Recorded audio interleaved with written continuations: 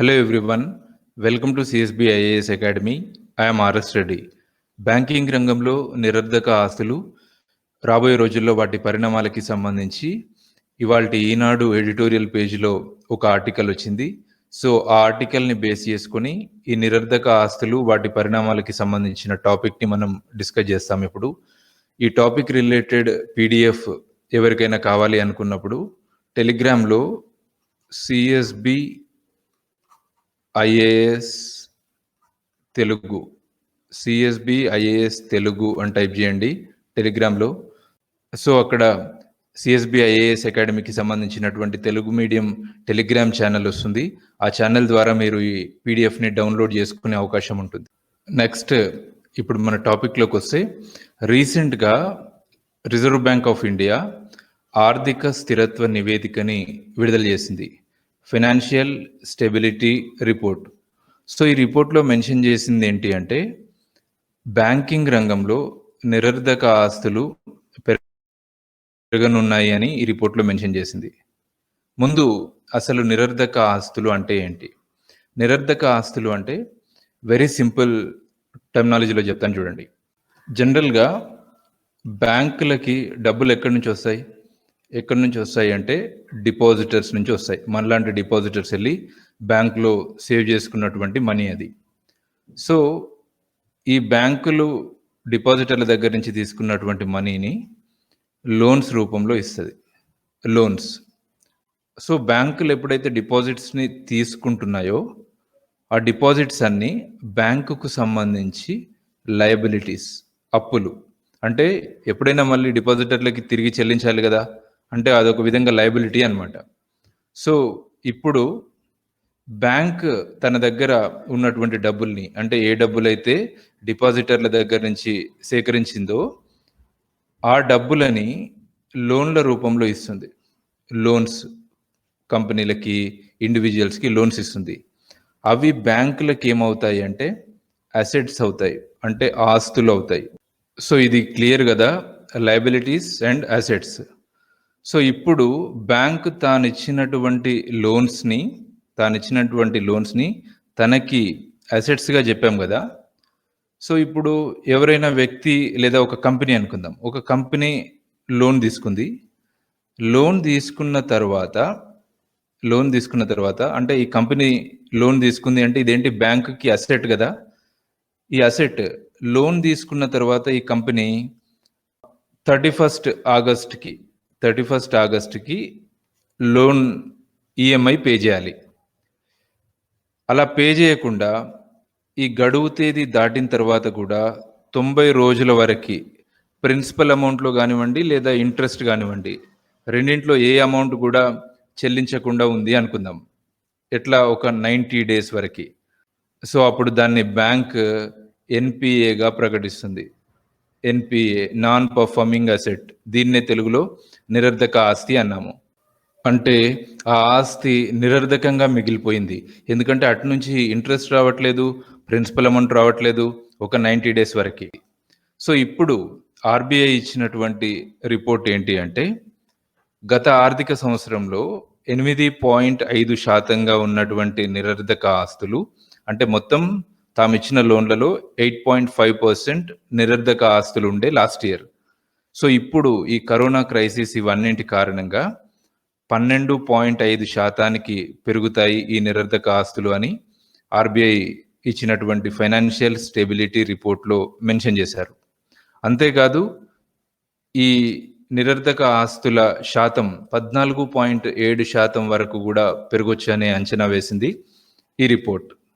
ఇక ప్రభుత్వ రంగ బ్యాంకుల విషయానికి వస్తే, పబ్లిక్ సెక్టార్ బ్యాంక్స్ స్థూల నిరర్ధక ఆస్తులు 2021 నాటికి 15.2%కి చేరవచ్చని అంచనా వేసింది.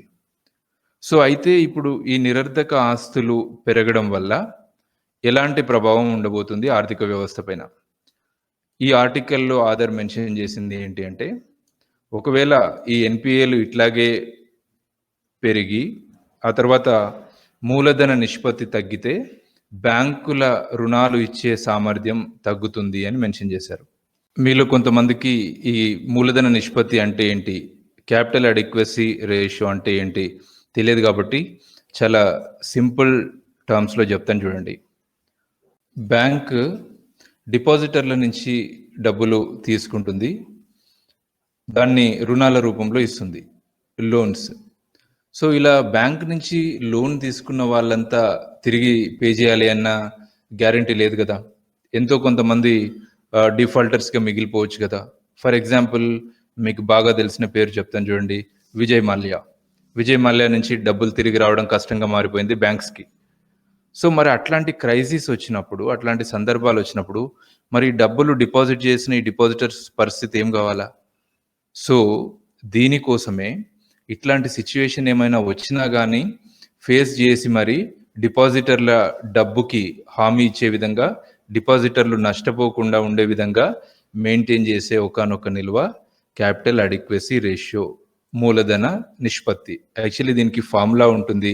దీన్ని ఎట్లా కాలిక్యులేట్ జేయడానికి సంబంధించి ఒక ఫార్ములా ఉంటుంది. కానీ ఇప్పుడు సింపుల్‌గా మీకు అర్థం గావాలి అని జెప్పి ఇట్లా జెప్పాను.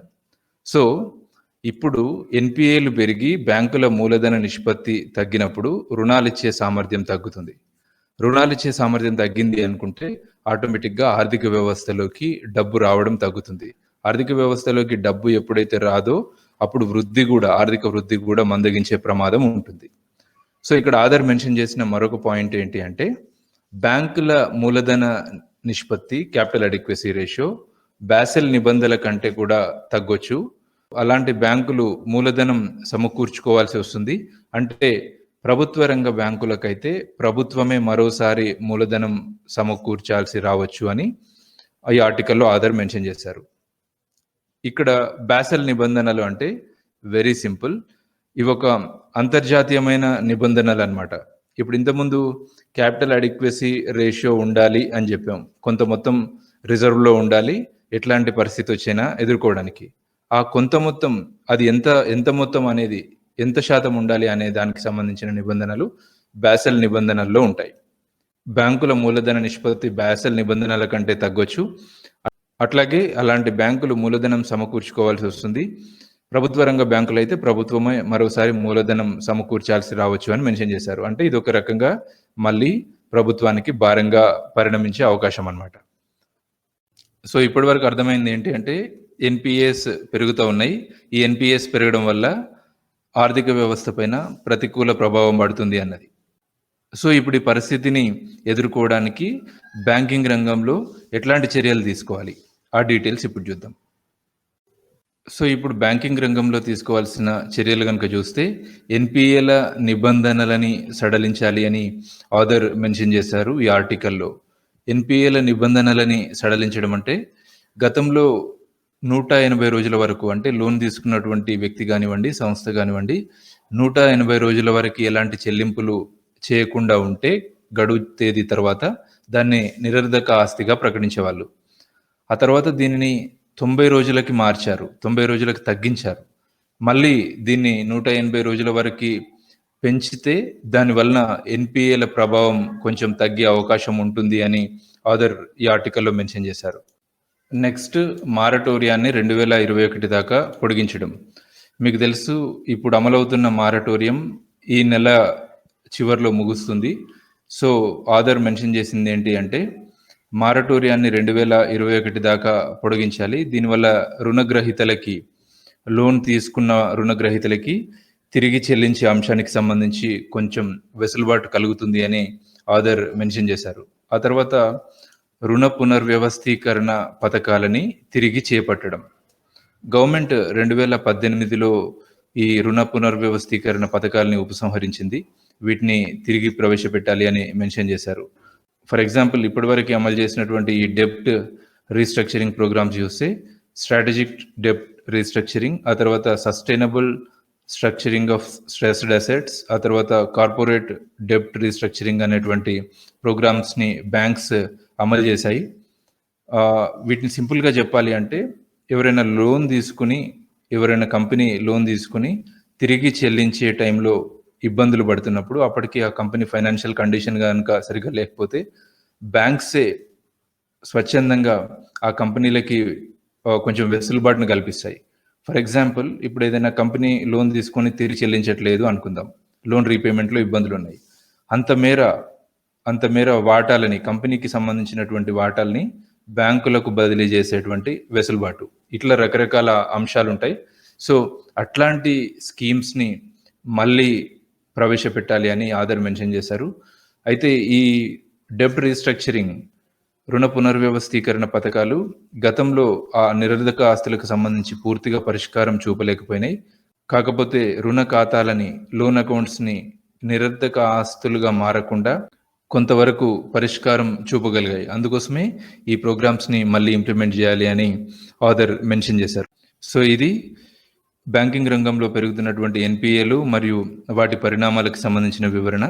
సో, ఎవరికైనా ఈ పీడీఎఫ్ కావాలి అనుకున్నప్పుడు టెలిగ్రామ్‌లో CSB space IAS space Telugu అని టైప్ చేయండి. సో, ఈ టెలిగ్రామ్ ఛానల్ ద్వారా సీఎస్‌బీ ఐఏఎస్ తెలుగు ఈ టెలిగ్రామ్ ఛానల్ ద్వారా మీరు ఈ పీడీఎఫ్ డౌన్‌లోడ్ చేసుకునే అవకాశం ఉంటుంది.